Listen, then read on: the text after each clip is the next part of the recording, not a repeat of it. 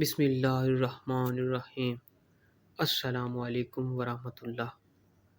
سلطان ٹیپو کو جس نے دھوکہ دیا تھا وہ میر صادق تھا۔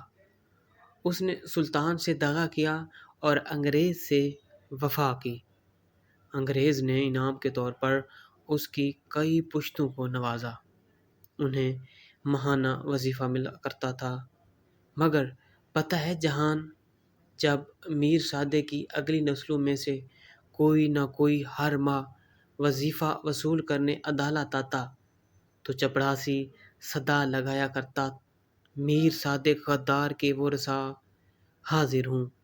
ایک آنسو ان کی آنکھ سے پھسلا اور تکیے میں جذب ہو گیا۔ میرے بیٹے، میری بات یاد رکھنا، جیسے شہید قبر میں جا کر بھی سینکڑوں سال زندہ رہتا ہے، ایسے ہی غدار کی غداری بھی صدیوں یاد رکھی جاتی ہے۔ دن کے اختتام پر فرق صرف اس چیز سے پڑتا ہے کہ انسان تاریخ میں صحیح طرف تھا یا غلط طرف پہ۔